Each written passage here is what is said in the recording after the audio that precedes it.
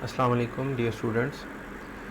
हम अपनी last class में इंडिफरेंस कर्व पे बात कर चुके हैं, और अगर हम ऑर्डिनल यूटिलिटी अप्रोच को इस आउटलाइन की मदद से देखें तो हम इसके पहले 3 पॉइंट्स जो हमको डिस्कस कर चुके हैं। पॉइंट नंबर 1 जो इंट्रोडक्शन या एवोल्यूशन ऑफ थ्योरी का है, जिसमें हमने ये डिस्कस किया था कि जो ऑर्डिनल यूटिलिटी अप्रोच है उसको किस तरह से पेश किया गया डिफरेंट इकोनॉमिस्ट की तरफ से, और इस थ्योरी का मेन थीम क्या है या किस तरह से ये थ्योरी जो है कंज्यूमर इक्विलिब्रियम को बयान करने के लिए इस्तेमाल की जाती है। नेक्स्ट हमारे पास जो था टॉपिक वो अजम्पशंस का था। हमने चंद अजम्पशंस पढ़ी कि कंज्यूमर बिहेवियर को इस थ्योरी के अंदर पढ़ने के लिए हमें जो बातें सपोज करनी पड़ेंगी वो कौन कौन सी हैं। उसके बाद जो हमारी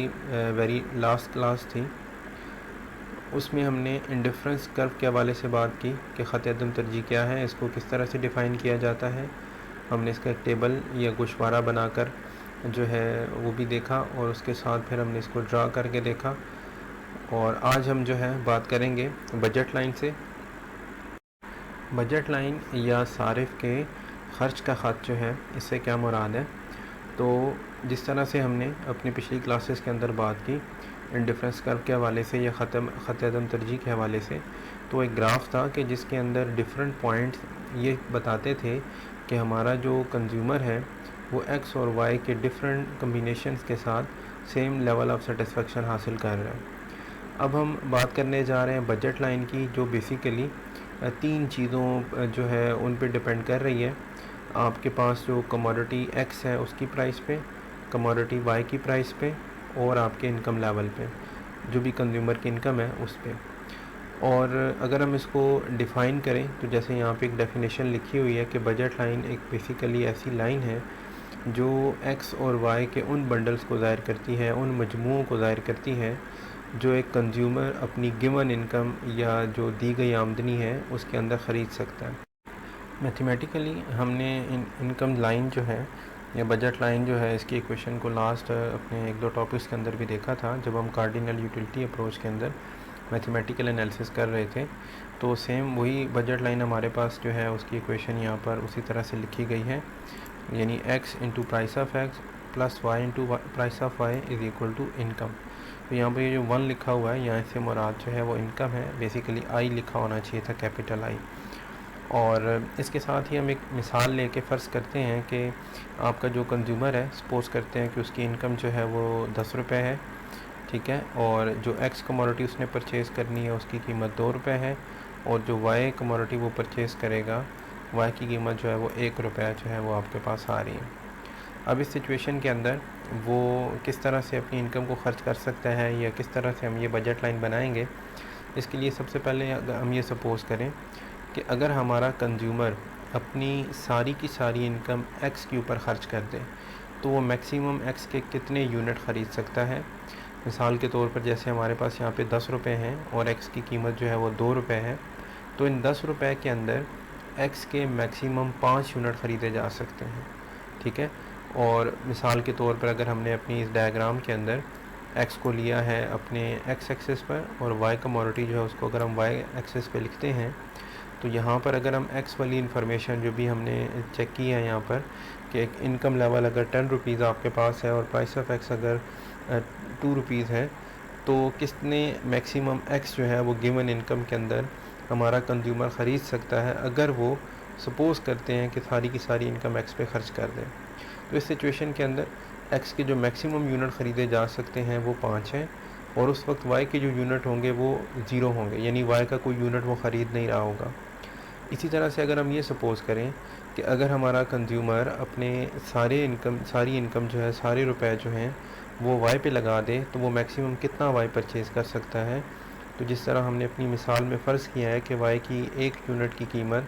1 रुपया है, तो इस सिचुएशन के अंदर 10 रुपये में वो वाई के 10 यूनिट परचेज़ कर सकता है। उसका मतलब ये हुआ कि सारे के सारे रुपए वाई पे लगाने की सूरत में हमारे कंज्यूमर के पास वाई के 10 यूनिट होंगे। सारी इनकम एक्स पे ख़र्च करने से ये जो हमारे पास 5 यूनिट्स का पॉइंट आया है इसे हम एक्स इंटरसेप्ट कहेंगे, और अगर हम सारी इनकम वाई पे ख़र्च करते हैं तो ये जो 10 यूनिट हम परचेज़ कर पाएंगे इसे वाई इंटरसेप्ट कहा जाएगा। आपकी बुक पर आगे इसने ये कैलकुलेशन करके दिखाई है कि इनकम जो है अगर हम उसको प्राइस ऑफ वाई से डिवाइड कर दें तो हमारे पास जो है ये 10 यूनिट आ रहे हैं, ठीक है, मैक्सिमम वाई के जो ख़रीदे जा सकते हैं। और इस सूरत हाल के अंदर ये जो 10 यूनिट हैं इन्हें उसने नाम दिया है वाई इंटरसेप्ट का। और अगर हमारा सारिफ जो है वो 10 के 10 रुपये एक्स पर उसको कंज्यूम कर दे,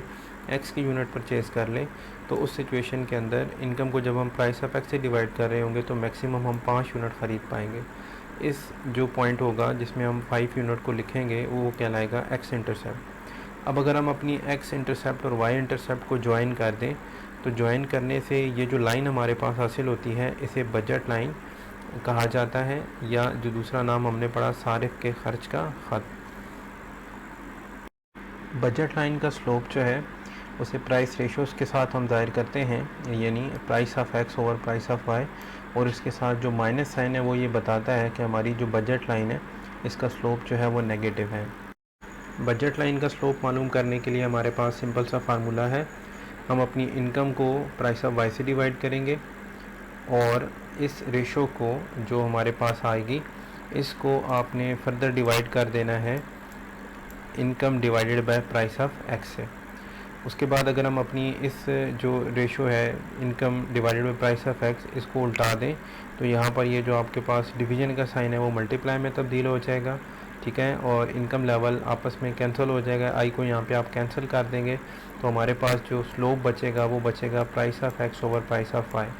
इसके साथ जो माइनस का साइन हमने ऊपर देखा था उसके लिए हमने पहले बात कर ली कि माइनस का साइन हमारे नेगेटिव स्लोप को ज़ाहिर कर रहा है, और p x over p y जो है ये हमारी बजट लाइन का स्लोप है। अब अगर हम अपनी बजट लाइन के डिफरेंट पॉइंट्स को किस तरह से हासिल करेंगे, जो ऊपर आपने डायग्राम के अंदर देखे हैं, जिस तरह से ये बी पॉइंट है, सी पॉइंट है, डी और ई पॉइंट है, तो इन पॉइंट्स को हासिल करने के लिए हमें एक फार्मूला जो है उसकी मदद लेनी पड़ेगी। तो उसके लिए हमने सबसे पहले ये लिखा है कि हमारे पास बजट लाइन के इक्वेशन है simple, x into price of x plus y into price of y is equal to income. अब अगर हम ये करें कि अपनी जो है y into price of y को इधर ही रहने दें और x into price of x को दूसरी साइड पे ले जाएं, तो यहाँ ये पॉजिटिव टर्म है, राइट साइड पे जाकर ये नेगेटिव के अंदर तब्दील हो जाएगी। उसके बाद हमने ये करना है कि प्राइस ऑफ y को दोनों साइडों पे डिवाइड करेंगे तो हमारे पास जो फाइनल इसमें शेप बनेगी वो ये हो जाएगा कि y is equal to income minus x into price of x over price of y। अब अगर आप चाहें तो इनको दोनों को अलग अलग लिखते हैं, यानी income divided by price of y minus price of x over price of y into x, या इस तरह से भी अगर ये टोटल लिखा रहे तो तब भी हमारी जो कैलकुलेशन है वो आसानी से हो जाएगी। यानी हम वाई के यूनिट हासिल कर सकते हैं। जब हमें वाई के यूनिट्स पता चल जाएंगे तो ऑटोमेटिकली हमारे पास एक्स के यूनिट्स भी आ जाएंगे। तो अब हम इसको कैलकुलेशन को स्टार्ट करते हैं। तो सबसे पहले देखें हमने यहाँ पर एक टेबल बनाया हुआ है बुक के अंदर आपके पास, जिसमें फ़र्स्ट कॉलम के अंदर पेयर्स हैं, ए बी सी डी जो है इनके नाम हमने रखे, और लेफ़्ट बिल्कुल जो आपके पास कॉलम है इसके अंदर ये इक्वेशन दी गई है जो भी हमने बनाई है, और इस इक्वेशन की मदद से जो है आपने एक्स और वाई के यूनिट्स को फाइंड करना है। अब अगर हम ये करें कि हमारे पास इस इक्वेशन के अंदर इनकम लेवल को हमने यहाँ पे 10 जो है वो डाल दिया, उसकी वैल्यू प्राइस ऑफ वाई की वैल्यू 1 लिख दी हमने, प्राइस ऑफ एक्स हमारे पास 2 है, प्राइस ऑफ वाई हमारे पास 1 है, और हम सपोज़ करते हैं कि हमारा कंज्यूमर एक्स का कोई यूनिट परचेज़ नहीं करता और एक्स की वैल्यू हम यहाँ पे 0 पुट करते हैं, तो हमारे पास जो आंसर आएगा वो 10, यानी वाई के जो यूनिट ख़रीदे जा रहे होंगे वो 10 होंगे। ये इन्फॉर्मेशन जो है हम यहाँ पर लिख देते हैं, ठीक है जी, यानी वाई के जो हैं वो 10 यूनिट ख़रीदे जा रहे हैं, तो हमारे पास एक्स के जो यूनिट आ रहे हैं वो कितने हैं, 0। इसी जो इन्फॉर्मेशन है इसको अगर हम अपनी इस इक्वेशन के अंदर भी सेटिस्फाई करना चाहें तो जब हम y के 10 यूनिट यहाँ पे डालते हैं, x का जो है वो 0 यूनिट डालते हैं, तो ये 0 यहाँ पे मल्टीप्लाई होकर ख़त्म हो जाएगा और 10 मल्टीप्लाई बाय 1 जो है वो इक्वल टू 10 रहेगा। तो हमारी इनकम जो है वो भी इक्वेशन जो है वो सेटिस्फाई हो रही है, 10 इज़ इक्वल टू 10। अब उसके बाद अगर हम यहाँ पे ये सपोज़ करें कि हमारा कंज्यूमर जो है वो x का 1 यूनिट परचेज़ करता है, तो हमारे पास जो इसको सॉल्व करने के बाद आंसर आएगा y की वैल्यू वो 8 आएगी, और यहाँ पे हमने y के 8 यूनिट लिख दिए, ठीक है जी। और इसका मतलब ये हुआ कि हमारे पास 8 रुपये अगर वो वाई पे लगा रहा है तो 2 रुपये जो बचते हैं उससे एक्स का 1 यूनिट परचेज़ हो जाएगा, तो यहाँ पर हमने 1 यूनिट इसका लिख दिया। ये दोनों इन्फॉर्मेशन जब हम अपनी इस इनकम इक्वेशन के अंदर डालेंगे तो हमारे पास ये इनकम इक्वेशन जो है वो सेटिस्फाई हो जाएगी कि 2 रुपये हम एक्स पे लगा रहे हैं और 8 रुपये जो है वो वाई पे लगाए जा रहे हैं। And so on. आप ये कैलकुलेशन करते चले जाएं और जो हमारे पास लास्ट पॉइंट है ई जो कम्बिनेशन है उसके अंदर क्या हो रहा है कि अगर हम आपके पास यहाँ पर 4 यूनिट उसने कहा है जी कि अगर आप परचेज़ कर लें एक्स के, ठीक है, तो हमारे पास जो है 4 यूनिट वो परचेज़ कर रहा होगा एक्स के, तो वाई के कितने यूनिट आएंगे आपके पास, 2 यूनिट वो परचेज़ करेगा वाई के, ठीक है। और अगर इसके बाद अगर हम एक और कम्बिनेशन बनाएं जो एफ़ कम्बिनेशन है, जो यहाँ पर इसने नहीं लिखा, और वो एफ़ कम्बिनेशन क्या होगा कि अगर आप सारे के सारे रुपए जो है वो एक्स पे लगा दें तो हम एक्स के जो 5 यूनिट परचेज़ कर पाएंगे और वाई के जो यूनिट्स आएंगे वो ज़ीरो, ठीक है जी। अगर हम इन कम्बिनेशंस को, ये जो A B C D E combination आपने बनाए हैं, इनको डायग्राम के अंदर प्लॉट करें तो हमारे पास सेम ये डायग्राम बनेगी जो यहाँ पर हम फिगर 19 हमारे पास शो हो रही है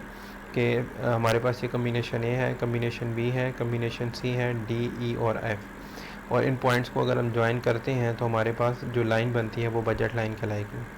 इसमें लास्ट चीज़ ये है कि आपके पास यहाँ पे एक लफ्ज़ लिखा हुआ है अनअटेनेबल पेयर्स, और डायग्राम के अंदर आप देख सकते हैं यहाँ पे एक और चीज़ लिखी हुई है अटेनेबल पेयर्स। अनअटेनेबल और अटेनेबल, इसमें क्या बेसिकली फ़र्क है, तो जैसे हमने कहा कि हमारा कंज्यूमर अपनी तमाम इनकम को खर्च करने के बाद ये वाले वो कम्बिनेशन है जिनमें से किसी एक कम्बिनेशन को वो ख़रीद सकता है, या ये वो बंडल्स हैं जिनको वो ख़रीद सकता है। मिसाल के तौर पे अगर हम एक पॉइंट अपनी बजट लाइन से राइट साइड पे लेते हैं, जिस तरह से कोई एक ये पॉइंट है, अगर मैं इस पॉइंट को के पॉइंट का नाम देता हूँ तो ये पॉइंट अनअटेनेबल पॉइंट कहलाएगा। ये जो बंडल है जो एक्स और वाई का यहाँ पे कम्बिनेशन शो हो रहा है ये अनअटेनेबल होगा। उसकी वजह यह है कि हम अपनी सारी इनकम खर्च करने के बाद इस बजट लाइन पर पहुँचे थे, तो इसके बाद जो है हमारा कंज्यूमर कभी भी इससे राइट साइड पे नहीं जा सकता गिवन इनकम के साथ। तो ये जो के पॉइंट होगा या इस तरह के जितने भी पॉइंट इस बजट लाइन के राइट साइड पे लगाए जाएंगे वो सारे के सारे अनअटेनेबल पेयर्स या अनअटेनेबल बंडल्स कहलाएंगे। और उसके बाद ये जो हमारे पास राइट साइड के अंदर जितना एरिया है ये वो सारा एरिया है कि यहाँ पे लगाया जाने वाला कोई भी डॉट या कोई भी पॉइंट जो है, मिसाल के तौर पे यहाँ कोई हम एम पॉइंट बना लेते हैं तो ये सारे के सारे अटेनेबल बंडल्स हैं। लेकिन अगर हम इस लाइन से लेफ़्ट साइड पे कोई पॉइंट लेंगे तो हम अंडर यूटिलाइजेशन ऑफ रिसोर्सेज कर रहे होंगे, हमारा कंज्यूमर अपनी टोटल इनकम को इस्तेमाल नहीं कर रहा होगा।